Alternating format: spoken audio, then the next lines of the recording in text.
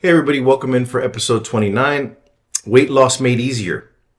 Tips on cheating, you heard it right, cheating, food rotation, diet variety, and intermittent fasting. Struggling to lose weight, like millions of people are probably right now, by not using science as their guide.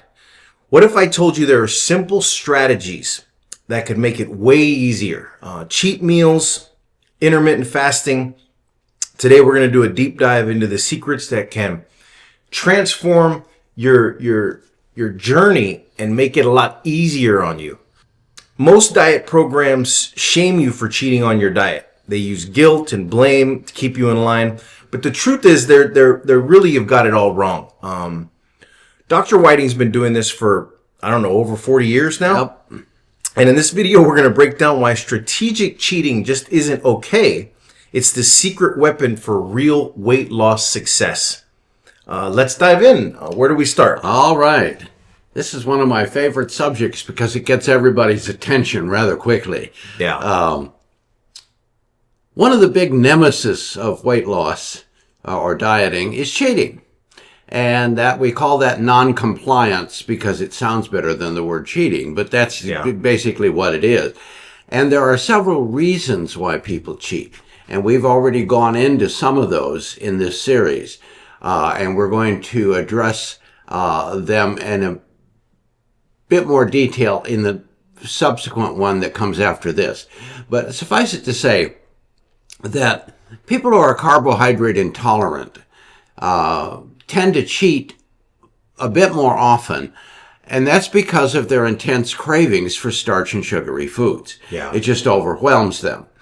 And when we talk about the concept of cheating, there are physiological reasons, cravings, boredom, etc., etc. There are also psychological cravings, feelings of denial, feelings of being left out, feelings of being cheated that you can't enjoy your favorite foods, etc. Yeah. And one or both of them can be at play at any given time, causing self-sabotage of your weight loss program.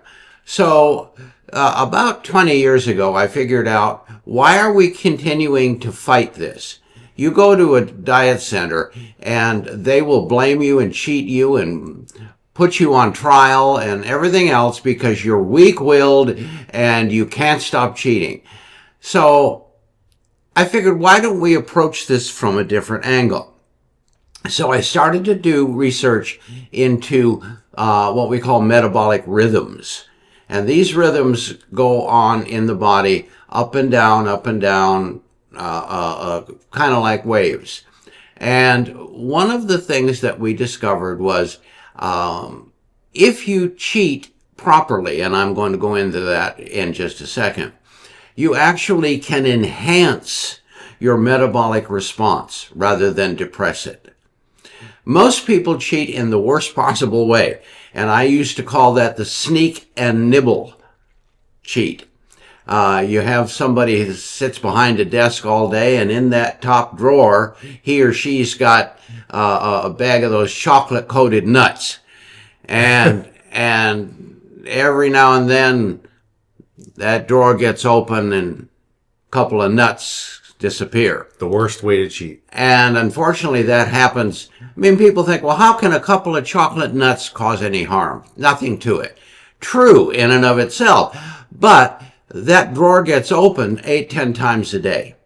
And as a result, you're keeping your blood sugar slightly elevated all day long. Yep. This is not a good position to be in because it not only increases cravings even more, because then you go from 2 nuts to 4 nuts, and then 6 nuts, and then half a bag. And that's because your insulin levels are bouncing all over the place. So is that mainly carb intolerant people, or is that mainly calories? Now, when we talk about calorie people, if calorie people are eating too little food or too much, they're going to get cravings because they're hungry. And hunger's not a very pleasant experience. It's not a very pleasant sensation. Yeah. And calorie people really have to watch eating too less food too. Yes, that's a big deal with them. Because they have this twisted concept that says, well, if I'm losing a pound a week on 1,200 calories, I could lose 2 pounds a week on 1,000. And that's what a lot of dietitians kind of go along. Yeah, unfortunately. Yeah. And that's why I blame the dietetics industry for a 92% weight loss failure in the country. Yeah. Because they just don't know what the hell they're talking about. But back on cheating. How should we then cheat? Well, here it goes. Okay? You may, on your weight loss program, it doesn't matter whether you're carbon tolerant, calorie sensitive, which one of them. Okay? But when you're on your program, the initial program, you got to give me 6 weeks of strict, no cheating, no nonsense behavior. Yeah. Because I need 6 weeks to change your chemistry. Once that happens, we're going to then introduce the concept of cheating. And so this is how it works. Every 7 days, once a week, you pick the day. Saturday night, Sunday afternoon, it's your choice. But once a week, for 2 hours, a 2-hour window, you may consume anything that you like. When I went through this, the diet that you recommended for being carbohydrate intolerant, I found that cheating in the middle of the day worked a lot better for me. Yeah.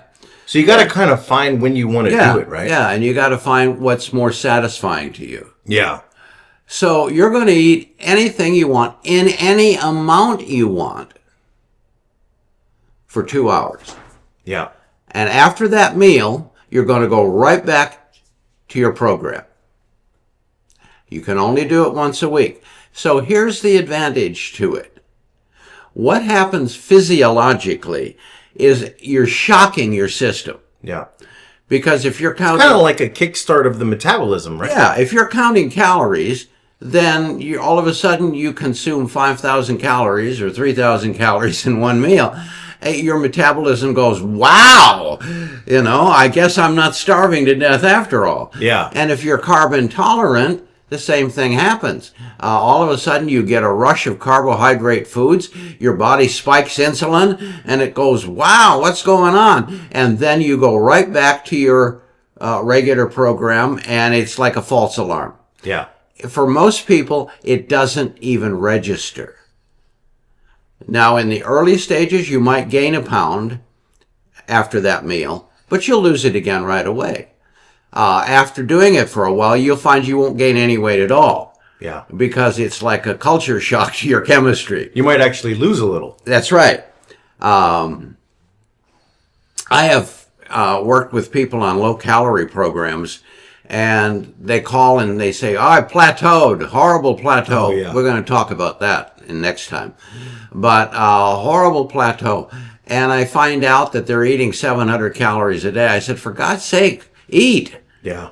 I want you to eat 1,500 calories a day minimum. And you know what happens? 9 times out of 10, they lose weight. The plateau's over. They lose weight. So when it comes to cheating, there's a psychological advantage.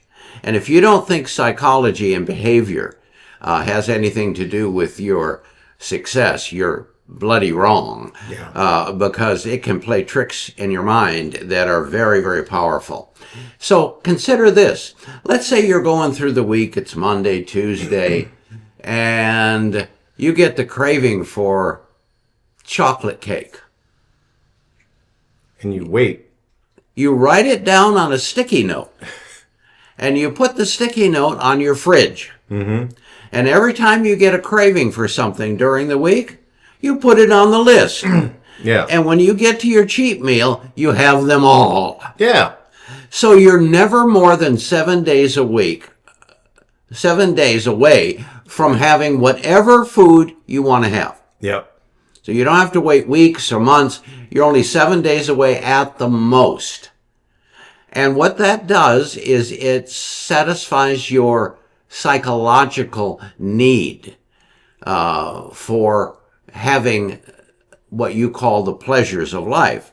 Yeah. And you will find after a while that the first or second cheat meal, you'll eat like a pig because, wow, this is great, this is fantastic.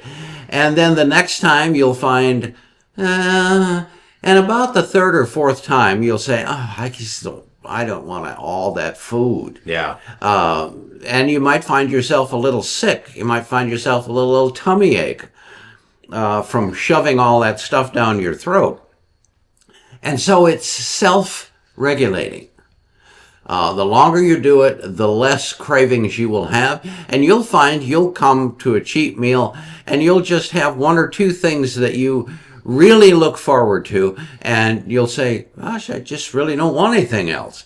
Yeah. So using cheating properly not only satisfies you psychologically, but it actually jumpstarts your metabolism. I have so many clients who say, after my cheat meal, within 48 hours, my weight loss increases again. Yeah. So keep that in mind, and the next time somebody shames you for cheating, tell them they don't know what the devil they're talking about. So let's talk food rotation. Because, I mean, let's be real, the same foods every day is, you can get bored of it, and it causes boredom. And that's what causes a lot of people to throw in the towel when they're on a weight loss journey. Learning how to switch things up can really help you in your weight loss goals. For example, his book, The Weight Management Revolution, has hundreds of recipes, all kinds of styles for everybody. Carb, intolerant, calorie sensitive, and for the dual people who have them both. Tell us a little bit about that. Well, I hear so often from people, they'll call our center and say, I'm just so tired of eating the same thing. Yeah. Well, why are you? Yeah. Why are you? Laziness. Yeah, that's the biggest one, laziness. Yeah. People don't like to cook. And that's probably one of the reasons why you put so many recipes in your book, that last yes. book. You could, no matter what category you fall under chemically, there's dozens and dozens of recipes that fit to your chemistry. And like for the Healthy Living Made Easy, the book that you did before that, which helped, so many people, it wasn't stacked with recipes like that. And I think that was one of the reasons why you kind of did that, was to kind of make sure that laziness or boredom didn't lead to you falling off because you think you had to eat the same thing every time. Well, absolutely. And I got tired of people hounding me about the fact that I'm bored. I'm sick of this. I'm sick of it. Well, don't eat that. Eat something else. I mean. And so what about intermittent fasting? Like some people swear by it. I just fell into it on accident and didn't even really know I was doing intermittent fasting. You've done it over the years. I'm still doing it. Still do it. And I did it on accident by the diet you told me to follow. I ended up doing it by accident and ended up being a real game changer for me as far as energy and weight loss.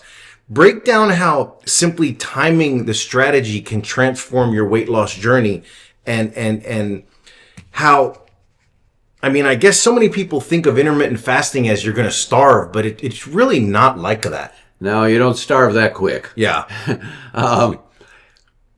If we go back to our ancient ancestors, you will find that for the most part, indigenous people eat only once a day. Yeah. Sometimes twice. And they thrived. They had more energy. They had more stamina.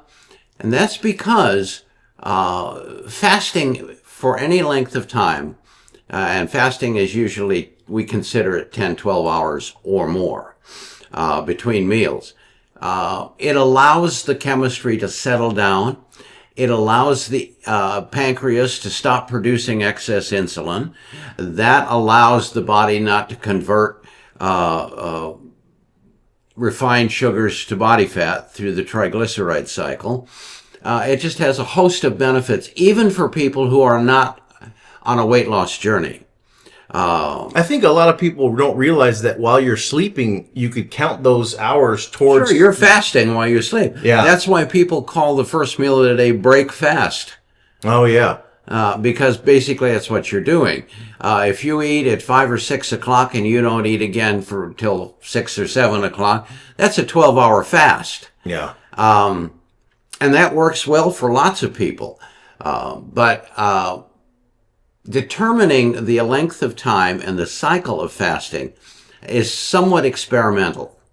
I can tell you my own personal experience. I eat one meal every 24 hours. Yeah. And me, I have learned that if I can make my last meal before 7 p.m., that's it. I'm done. I'm good. I'm fasting for 12 hours. Yeah. Now on the weekends, I'll often have 2 meals in a day. Yeah. Because I got to get that glass of wine in there somewhere. But during the week, Monday through Friday, I eat once every 24 hours. I'm not starving. I'm not craving.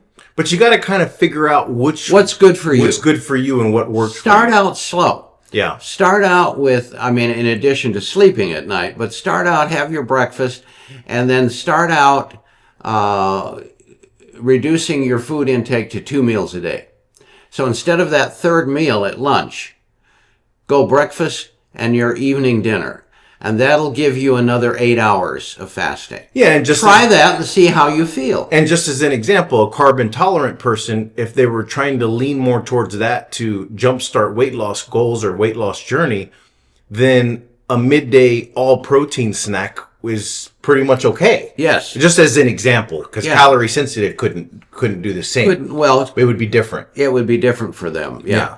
But intermittent fasting has become a very powerful tool that we have in our arsenal. And I don't often put people in intermittent fasting in the beginning. You don't want to make it too difficult. Well, too much of a good thing is not always wonderful. Yeah. And I don't want it so complicated and confusing. So we follow our basic program until the individual begins to plateau. And then we use things like the cheat meal, intermittent fasting, etc. And we can also often break cycles of lack of weight loss, of plateauing, by using those methods. And what comes first, I think, is really important is dietary supplements. They're so important when it comes to all types of body types, when it comes to weight loss. Maximizing benefits of the tools like intermittent fasting, food rotation, and smart cheating are all good.